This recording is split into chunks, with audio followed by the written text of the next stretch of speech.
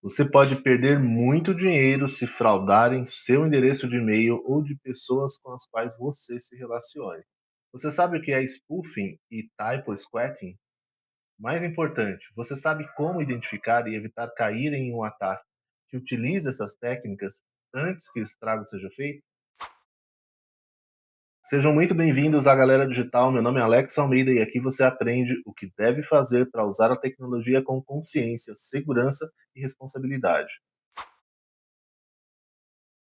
Vou te mostrar casos reais, as consequências desastrosas e medidas para que você, sua família ou sua equipe reduzam a chance de cair nessa cilada. Vamos começar por uma das técnicas que mais atingem e-mails de empresas e indivíduos. Mas já se inscreva e fique atento para assistir em breve o mesmo tipo de fraude cometida com números de telefone e endereços de website. Bora lá? O spoofing, traduzido para o português no sentido mais comum, corresponde à falsificação e está relacionado a enganar alguém imitando outra identidade ou informação.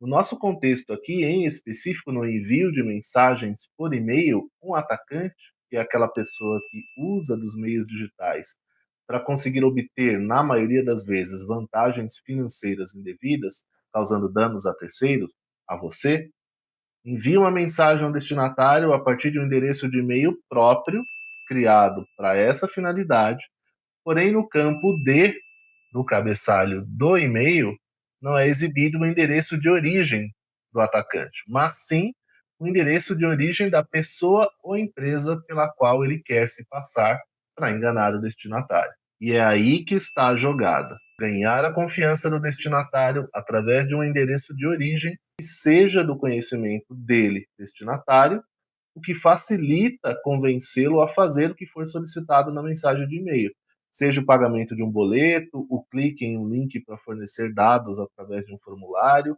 roubar dados armazenados em arquivos no seu computador, ou instalar um malware, programa de computador malicioso, para espionar a webcam e microfone do computador. É isso mesmo. Sabia que isso é possível também? Então fique ligado.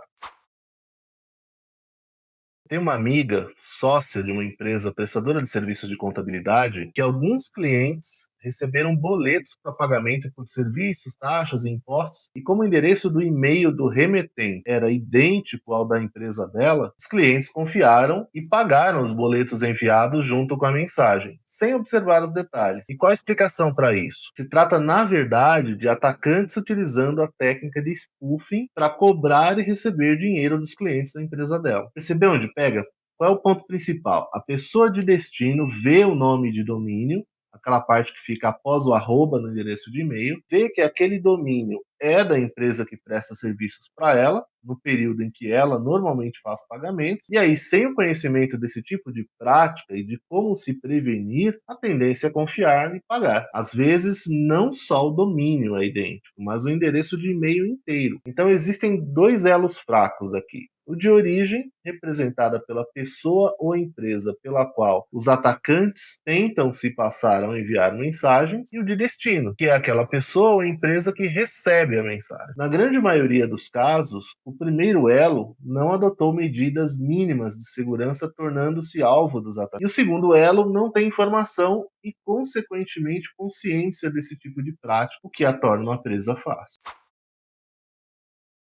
Os atacantes procuram se passar principalmente por empresas que, pela natureza de suas atividades, como é o caso de escritórios de contabilidade, seja mais fácil obter recursos financeiros dos destinatários, e por órgãos públicos que, pela credibilidade do nome apresentado no domínio, como tem ocorrido com tribunais de justiça e tribunais superiores, é mais fácil convencer os destinatários a, por exemplo, fornecer dados pessoais, que serão utilizados para práticas maliciosas diversas em outro momento. Vejam esse outro caso, de um escritório de contabilidade, um tanto traumático, eu diria.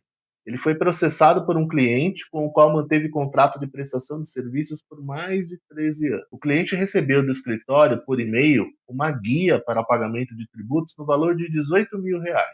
E no dia seguinte recebeu outro e-mail, supostamente do escritório, avisando para desconsiderar a guia anterior, pois teriam cometido um erro.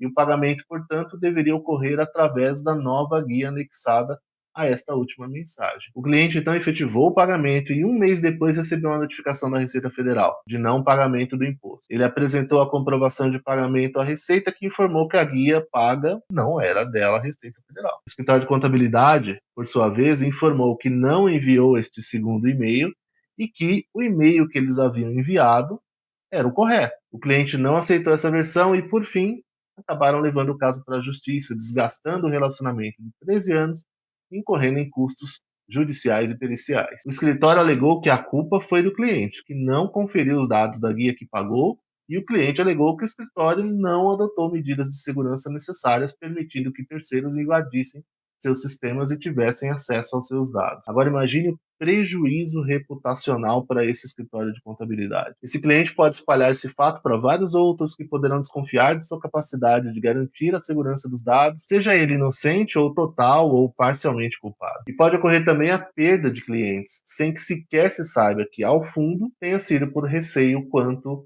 a segurança digital das transações. Então, eu diria que pessoas responsáveis por empresas prestadoras de serviços que estão na mira de atacantes precisam, dentro dos limites legais, claro, cuidar dos dois lados, porque afinal sempre poderá respingar nela as consequências mais duradouras, como a perda reputacional, financeira e, consequentemente, de cliente.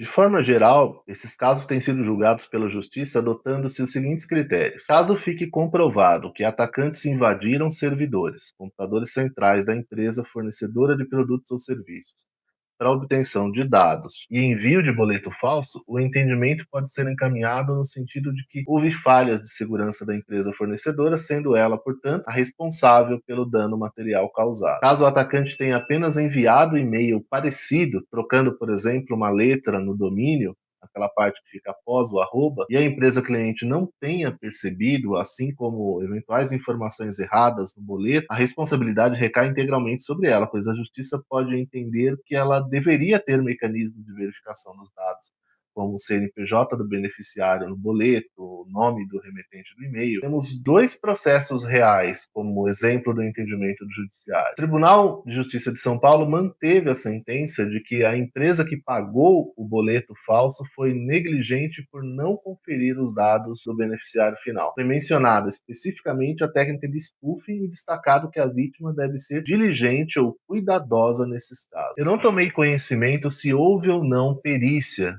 neste caso em específico, mas a sentença cita a técnica de spoofing. Se o endereço de origem da mensagem, o domínio que fica após o arroba no endereço de e-mail, era exatamente igual ao endereço normalmente utilizado pela empresa fornecedora, do ponto de vista técnico, ela pode ter deixado de utilizar um mecanismo de segurança digital, que veremos mais adiante, para prevenir esse tipo de ataque, ou seja, poderia haver aqui responsabilidade parcial pelo ocorrido. E é isso que eu quero frisar. Tomem conhecimento, obtenham suporte técnico e apliquem todas as medidas técnicas de segurança digital possíveis. Assim, você estará protegendo seus clientes e, consequentemente, a si mesmo. Em outro caso, relativo ao envio de boleto bancário, o STJ reconheceu, o STJ, o Superior Tribunal de Justiça, reconheceu a responsabilidade do banco porque o golpe só foi possível devido ao vazamento de dados sigilosos do cliente, configurando falha na prestação do serviço. Observem que neste caso há um envolvimento de um banco e, ocorrendo o vazamento, é inquestionável a culpabilidade do responsável por ele, pois isso possibilitou que os atacantes pudessem compor boletos com dados mais fidedignos, tornando ainda mais difícil ao cliente verificar qualquer irregularidade. Ainda assim, temos que buscar conhecimento para identificar as situações criadas pelos atacantes, porque infelizmente, quanto ao vazamento dos nossos dados em poder de terceiros, não podemos controlar e tampouco evitar, mas reduzir as chances de cair nas armadilhas deixadas pelos atacantes dependem muito da nossa atitude. Eu falei também que tem usado órgãos públicos para a prática desse tipo de ataque. Pois é, principalmente os tribunais, sejam estaduais, federais ou superiores. Nesses casos, os atacantes, de forma geral, têm um objetivo um pouco diferente. A técnica de spoofing é utilizada para abrir a porta por meio da confiança que o destinatário da mensagem de e-mail costuma ter em um órgão de justiça. E com essa porta aberta, aplica o phishing, que é a técnica de jogar uma isca, um link, por exemplo, para fisgar uma vítima, fazendo com que ela clique e instale um software malicioso, entre outros. Os tribunais, ao identificarem a prática, passaram a fazer campanhas incessantes nos meios digitais, principalmente para alertar as pessoas para que prestem atenção nas mensagens de e-mail que receberem de tribunais, que normalmente são falsas. Se as pessoas se conscientizarem através da educação digital, a tendência é a redução desse tipo de prática, pois deixará de valer a pena para os atacantes se o número de vítimas potenciais for pequeno. Mais adiante vamos ver quais as recomendações do judiciário para não cair nesse tipo de golpe. Para você que é gestor ou sócio proprietário de uma empresa, cuide da segurança digital com prioridade absoluta. Como a gente viu nos casos práticos anteriores, o risco de reputação financeira e judicial, principalmente para empresas que remetem mensagens de e-mail com frequência a seus clientes, é muito grande. Os atacantes analisam as configurações públicas de segurança das empresas na internet, o ramo de atividade que elas exercem, e o potencial de ganhos financeiros para saber se vale ou não a pena investir no ataque. Em uma analogia simples, é mais ou menos como pessoas que passam periodicamente por determinada rua, que assim como a internet é pública, observam determinadas empresas e vão entendendo o que elas fazem, o que podem ter de valor, se tem câmeras de vigilância, se tem pessoas fazendo a segurança, e aí decidem agir ou não, com base no risco versus possível benefício. Para você, como destinatário de mensagens de e-mail, seja na empresa ou no particular, tenha em mente o risco real de perder recursos financeiros, seja pagando um boleto falso, ou fazendo um Pix, ou de ser espionado através da webcam e microfone do seu computador, só porque confiou em um remetente de e-mail conhecido que na verdade era falso, e executou ações que foram solicitadas. Só de ter a consciência de que isso pode acontecer, de como pode acontecer e quais as possíveis consequências, como falamos aqui, já é meio caminho andado. Fechado? Vamos falar agora sobre como se proteger. O aplicativo de e-mail que você usa no seu dia a dia é uma ferramenta que basicamente automatiza o processo manual de elaborar e enviar uma correspondência. Então, ao invés de pegarmos papel e caneta, escrevermos a carta, dobrá-la, inserir no envelope e escrever o endereço do destinatário, além de inserir algum anexo, como um cartão postal, por exemplo, e entregar em uma agência dos Correios, o aplicativo permite que tudo isso seja feito eletronicamente. Quando você envia um e-mail ou algum processo automatizado faz isso por você, o primeiro passo é criar a mensagem, informar o destinatário, o endereço que receberá a cópia oculta, caso seja necessário, o assunto do e-mail e os respectivos anexos, se precisar. Quando você clica no botão enviar, todas as informações são encaminhadas para o servidor de e-mail, o equivalente à agência dos Correios, onde você faz postagem de correspondências no processo tradicional. É o servidor de e-mail do remetente que faz todo o gerenciamento, envio, recebimento e controle das mensagens, assim como faz uma agência dos Correios, porém com velocidade quase instantânea, com vários recursos de segurança e de roteamento das mensagens para que elas cheguem ao destino pelo melhor caminho possível na internet. Nessa tarefa de gerenciamento, o servidor de e-mail pega a mensagem e os demais dados recebidos do aplicativo e acrescenta o endereço do remetente, a data e hora do envio e o nome e endereço do servidor de e-mail da empresa remetente. Esse processo é equivalente à selagem e carimbo feito pela agência dos Correios no envelope no qual a correspondência é inserida no processo tradicional. Concluído esse processo, a mensagem é transmitida utilizando a infraestrutura da internet, usando protocolos de comunicação para definir a melhor rota de envio da mensagem, assim como para garantir a segurança, evitando que as informações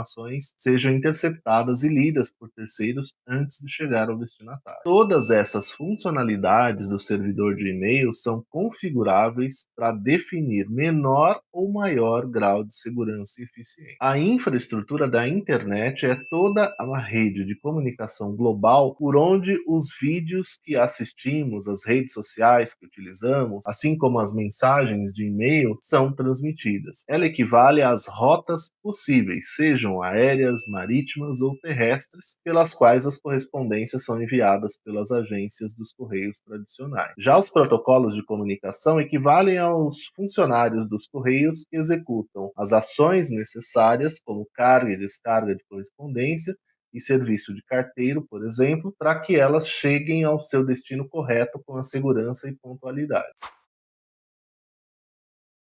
Os endereços de e-mail são compostos por um nome livre, seguido do arroba e o nome do domínio. E o que é o nome do domínio? O nome do domínio é o endereço de uma empresa, entidade ou agrupamento na internet. Esse endereço representa um site como www.nestle.com.br e pode ser utilizado para representar um endereço de alguém ou algum setor dentro daquela empresa, por meio do e-mail como joãodasilva@nestle.com.br.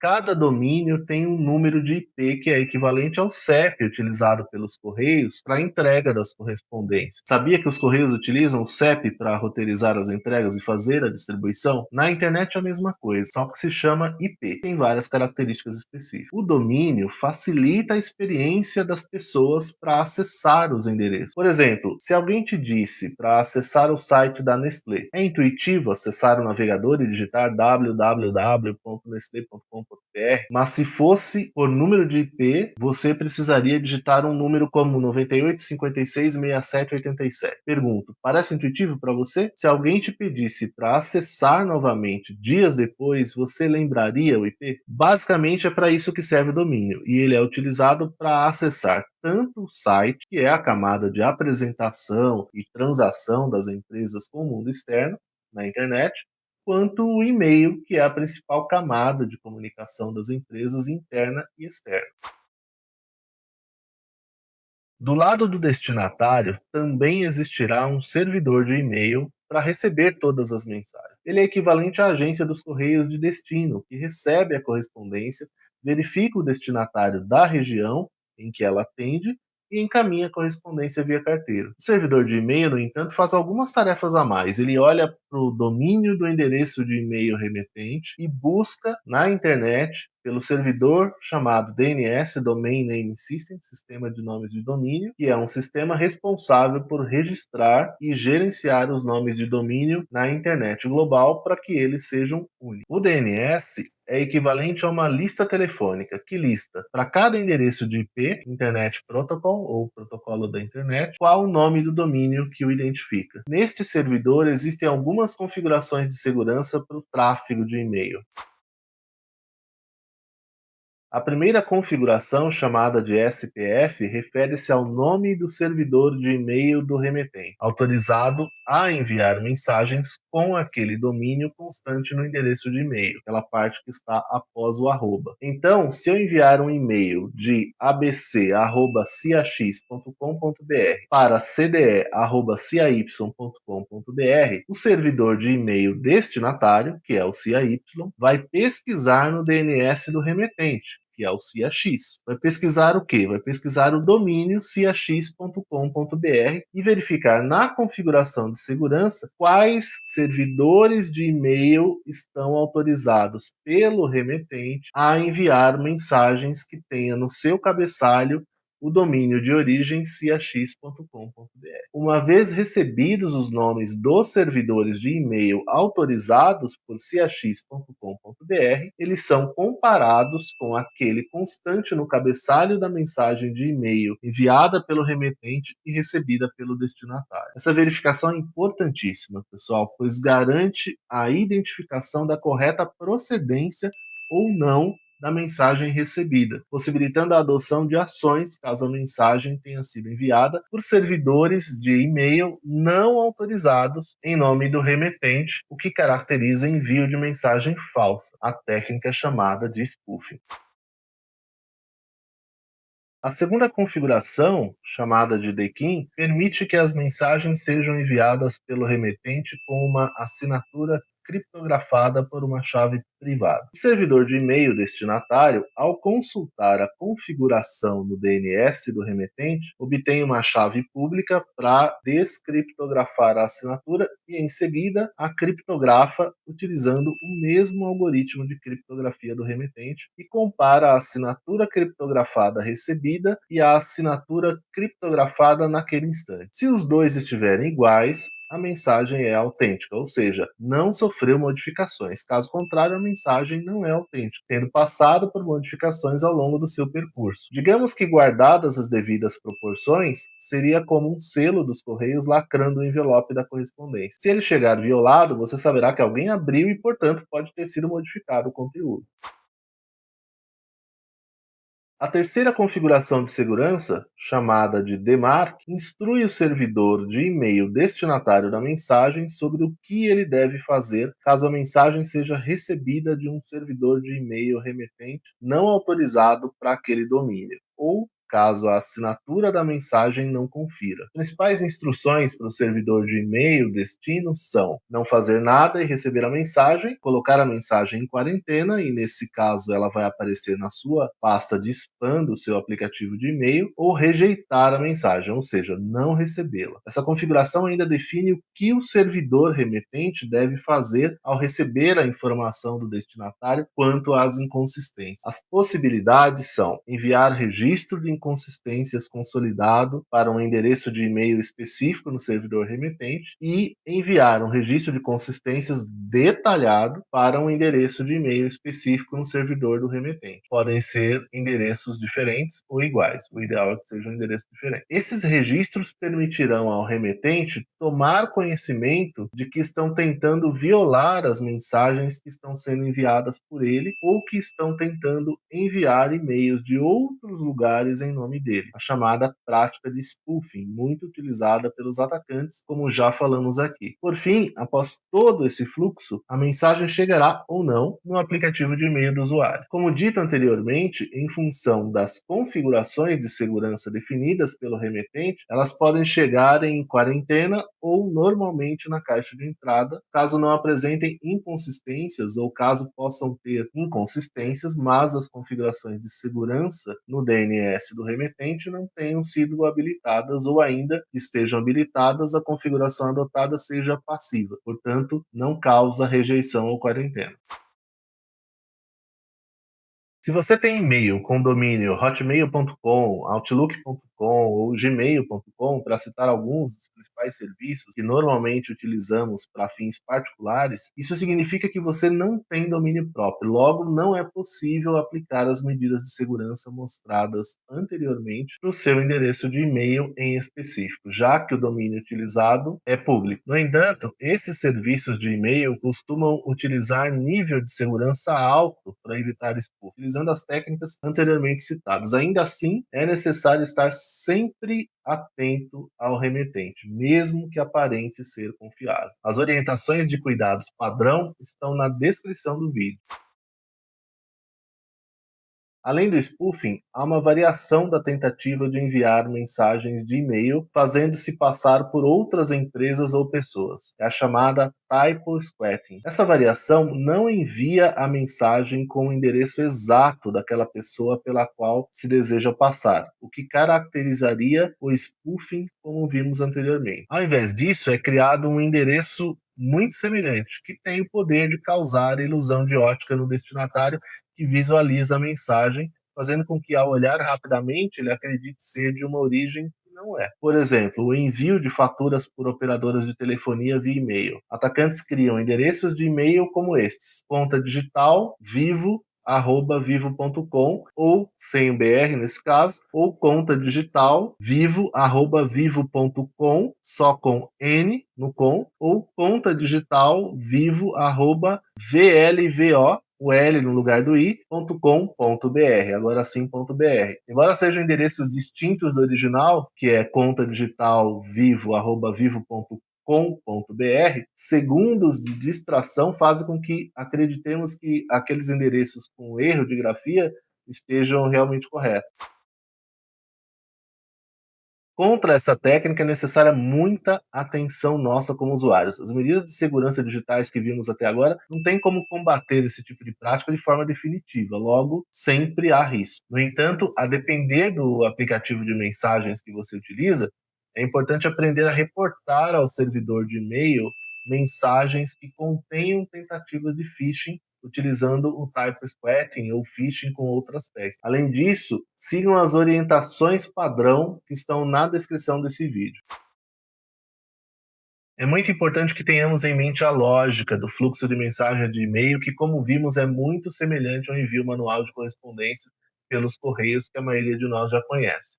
Entendendo isso, entendendo os riscos e a lógica das medidas de segurança existentes, aqui ensinadas, é possível dar atenção real à segurança digital de suas mensagens de e-mail, seja na sua empresa, privilegiando o treinamento e conscientização dos colaboradores, cobrando a adoção das melhores práticas da sua equipe de TI, seja no seu comportamento do dia a dia como usuário consciente que usa a tecnologia com segurança e responsabilidade. A depender da plataforma de e-mail utilizada, várias medidas adicionais podem ser aplicadas. Então, se inscreva no canal para acompanhar mais conteúdos que te protegem.